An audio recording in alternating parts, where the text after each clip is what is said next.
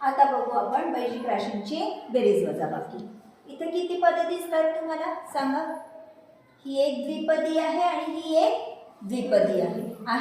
या द्विपदींची आपल्याला काय करायची आहे, बेरीज करायची. ठीक आहे. आधी सगळ्यात पहिले काय करायचं, कंस काढून घेऊ. 4x प्लस 3y प्लसच आहे म्हणून हा असेच्या असे ह्या संख्या बाहेर येतील. वजाबाकी असेल तेव्हा काय करायचं तर पाहू मग. ठीक आहे. सरळ सरळ कंस काढून घेतले आपण. बेरीज असल्यामुळे सरळ सरळ कंस निघाला. मग काय करायचं, ह्याच्यातले लाईक टर्म्स सजातीय पदे कोणते कोणते आहे. 4x आणि 3x. 4x प्लस, ठीक. मग काय राहिलं 3y मायनस 6y. मग काय होईल आता, यांची बेरीज होईल, यांची वजाबाकी पण होईल. कारण कसे टर्म्स आहे, लाईक टर्म्स सजातीय पदे. ठीक. सांग कशाची बेरीज करायची असते. चलाबरोबर जे कोइफिशियंट असतात, सहगुणक असतात, त्यांची बेरीज किंवा वजाबाकी करायची. ठीक आहे. करा. 4x प्लस 3x इथे काय येईल प्लस 3 मायनस 6 म्हणजे हा व्हेरी गुड. Positive 3 negative 6. तर काय उत्तर येईल, काय करावी लागेल आपल्याला, क्रिया कोणती करावी लागेल, वजाबाकी. बरोबर. किती आली वजाबाकी 3 आणि 6 ची, 3 आली. आणि साइन कोणतं येईल, मायनस येईल, कारण मोठ्या संख्येला मायनस साइन आहे. काय येईल मग इथे मायनस 3y. आलं लक्षात. झालं, आपली बेरीज झाली. ठीक. आता बघू वजाबाकी कशी करायची. हा, इथे सुद्धा लाईक टर्म्स दिसतात आहे, हो ना. ही एक द्विपदी, ही एक द्विपदी. ठीक आहे. चल आता इथे सुद्धा आपण काय करायचं, आधी ब्रॅकेट काढून घेऊ. पण आता इथे सरळ सरळ ब्रॅकेट निघेल का, नाही. कारण काय आहे, मायनस आहे, वजाबाकी करायची आहे. हा, वजाबाकी करायची आहे म्हणजे आपण काय पाहिलं आहे की निगेटिव्हचं पॉझिटिव्ह होतात आणि पॉझिटिव्हच्या निगेटिव्ह होतात, विरुद्ध संख्या होतात. बरोबर. आपल्याला आता कंस बाहेर काढायचा आहे. 5p कसा आहे, पॉझिटिव्ह आहे. आतमध्ये कसा आहे, पॉझिटिव्ह. पण बाहेर मायनस साइन असल्यामुळे कसा होईल तो, निगेटिव्ह होईल. ठीक आहे. ब्रॅकेट काढताना 5p च्या विरुद्ध संख्या मायनस 5p. हा, आता इथे मायनस 8q आहे, तर काय होईल त्याच्या विरुद्ध निगेटिव्ह, पॉझिटिव्ह 8q. ठीक आहे. म्हणजे काय आपण पाहिलं, जेव्हा ब्रॅकेटच्या बाहेर मायनस साइन असेल तेव्हा सरळ सरळ काय करायचं, आतल्या सगळ्या पदांच्या चिन्ह बदलायचे, विरुद्ध करून टाकायचे. पॉझिटिव्ह असेल तर निगेटिव्ह, निगेटिव्ह असेल तर पॉझिटिव्ह. ठीक. एवढी गोष्ट लक्षात ठेवायची. आणि आता बघा फास्ट मध्ये करताना अशी पद साठी जवळ घेतली नाही तरी चालेल. डायरेक्ट करता येईल तुम्हाला. 6 मायनस 5 6 मायनस 5 1p. आता बघा प्लस 7 प्लस 8 आहे, सरळ सरळ बेरीज करता येणार आहे. किती 15q. ठीक. आता कोणत्याही चलाचा सहगुणक जर 1 असेल तर तो लिहिला नाही तरी चालतो. ठीक आहे. तुम्हाला माहिती आहे कोणत्याही संख्येला 1 ने गुणलं की तीच संख्या येते, परत 1 गुणा लिहायची वेगळी गरज नाही. आलं लक्षात. बेरीज वजाबाकी कशी करायची. आता बघू गुणाकार. आपण वैशिक राशींचा गुणाकार भागाकार. हा, काय लिहिलंय वाचा. 4pq गुणिला 3pqn. काय करायचं, कोइफिशियंट जे दिलेले असतील त्यांचा गुणाकार आणि जे आपले व्हेरिएबल्स आहेत, चले आहेत, त्यांचा सुद्धा गुणाकार.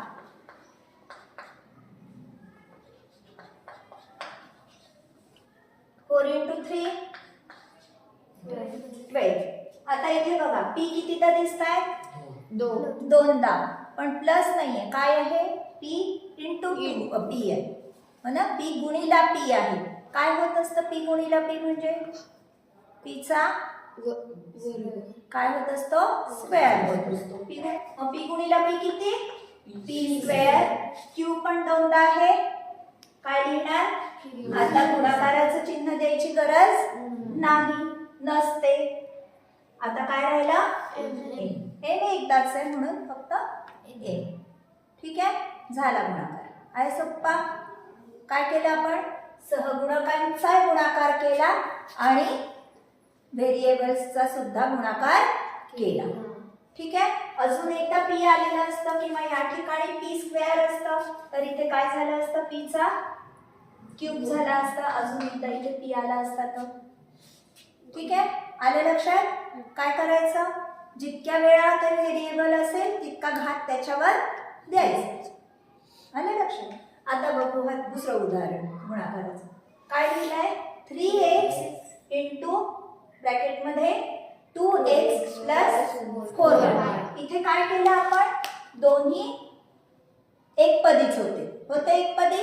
इथे काय आहे ही एकपदी आहे मोनोमियल आहे आणि हे द्विपदी. एकपदीने द्विपदीला गुणतोय. आता इथे काय केलं आपण एकपदीनेच एकपदीला गुणलं. ठीक आहे इथे एकपदीने द्विपदीला गुणतोय. काय करायचं सरळ सरळ दोन्ही पदांना बाहेर जी एकपदी असते त्यांनी गुणायचं. ठीक आहे हे माहिती आहे तुम्हाला. जेव्हा ब्रॅकेट असतं तेव्हा इथे काय असतो गुणाकार असतो. हे पक्क लक्षात ठेवायचं. कंचे भागू बेव मध्ये सुद्धा आपण पाहिलेलं आहे. कशाचे 3x 2x प्लस 4y चे 3x. ठीक हा मग काय करायचं आता 3x इंटू 2x. आता काय आहे मध्ये प्लस म्हणून सरळ सरळ प्लस द्यायचं. परत 3x ने कशाला गुणायचं 4y. ठीक आता ह्याच्यासारखीच इथे आपल्याला गुणाकार ह्याच्यासारखंच करता येईल. करा 3 गुणिला 2 x into x 2x x into x square. हा कधी गडबड करायची नाही अशी. x प्लस x असेल तर 2x आणि x इंटू x असेल तर x स्क्वेअर. ठीक हा आता काय आहे प्लस 3 इंटू 4 किती x इंटू y x झालं. आहे सोप्पा. आता बघू एकपदीने एकपदीला गुणलं होता मग एकपदीने द्विपदीला गुणलं. आता बघू द्विपदीने द्विपदीला गुणतोय. आता काय करायचं इथे जसं एकपदीने या द्विपदीला गुणलं तसंच यातल्या ज्या दोन्ही एकपदी आहेत त्यांनी सेपरेट सेपरेट ह्याला गुणून घ्यायचे. आधी कशाने 2xy. हा चल 2xy. मग पूर्ण हे ब्रॅकेट लिहून घेऊ आपण पुढे प्लस xyz. मग काय आहे प्लस yz प्लस yz नी मग या द्विपदीला करा 2yz प्लस xyz. ठीक आहे बघा 2x. आता परत 2x ने या दोन्हीला जसं इथे केलं तसं आता इथे करायचं आहे आपल्याला. काय येईल मग 2xy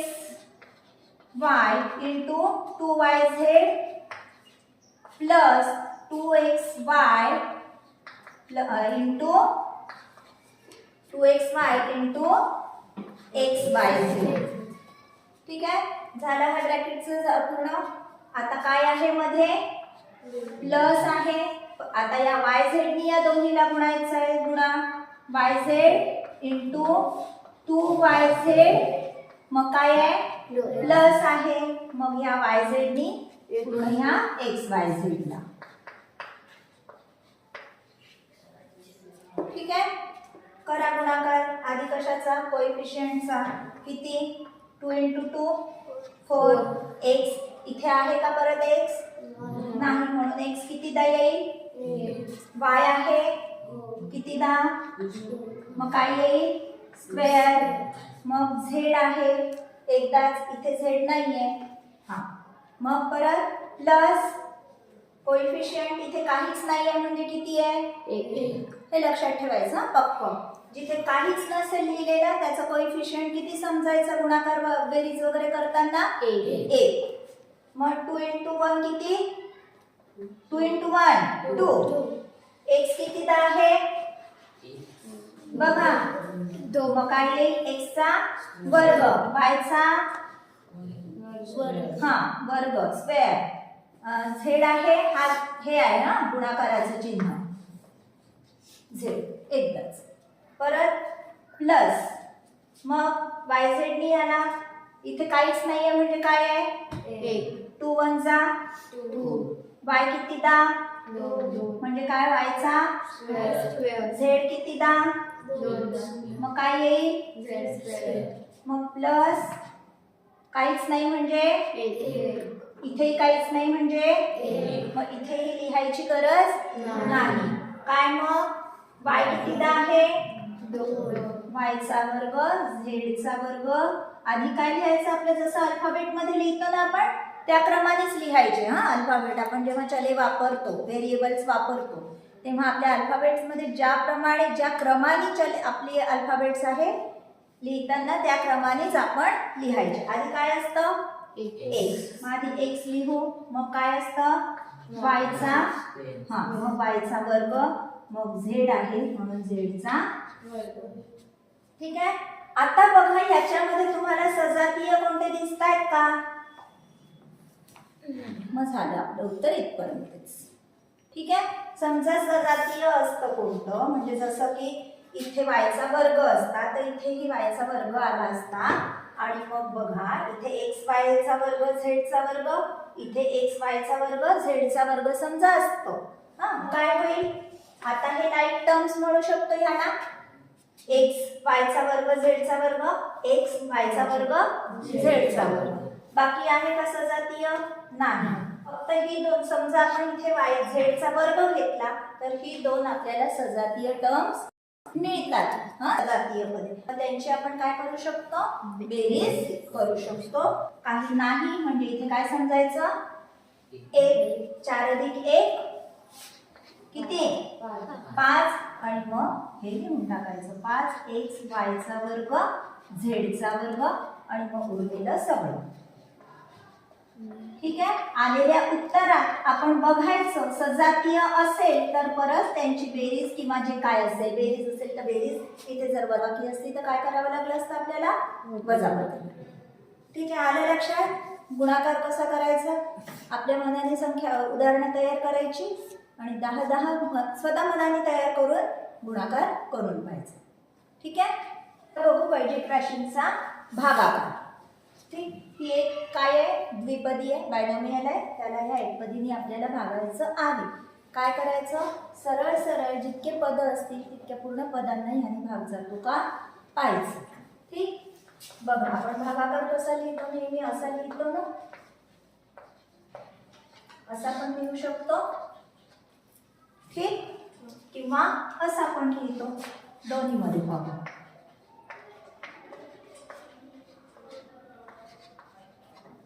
2m चा 2m क्यूब मध्ये भाग जाईल. किती? 2 1 जा 2 आणि m इंटू किती? m cube. m चा काय काय होईल? एक कमी होईल याच्यातनं हो ना. m गुणिला m समजा आपण असं लिहिलं भागीला m. हा एक कॅन्सल होईल. कॅन्सल होईल म्हणजे काय? m ला m ने भाग दिला तर 1 येईल. काय राहिले? m चा काय म्हणू? स्क्वेअर. आता या 2m ने 4m ला देऊ. 4 ला 2 ने दिला तर काय आलं उत्तर? मध्ये मायनस आहे तर मायनसच घेऊ. ठीक. 2 2 जा 4.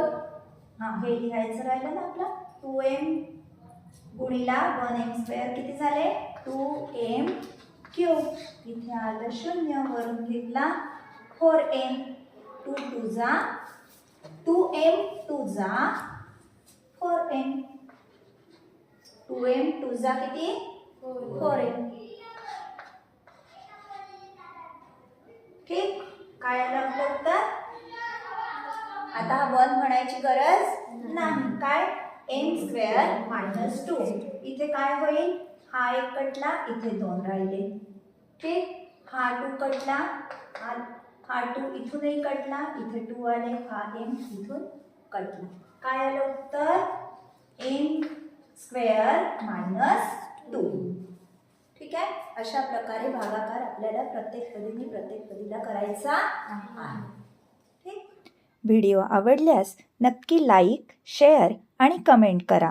आणि हो, सबस्क्राईब केलं नसेल तर अवश्य सबस्क्राईब करा, म्हणजे मी नवीन अपलोड केलेल्या व्हिडिओजचे तुम्हाला नोटिफिकेशन्स मिळतील. धन्यवाद.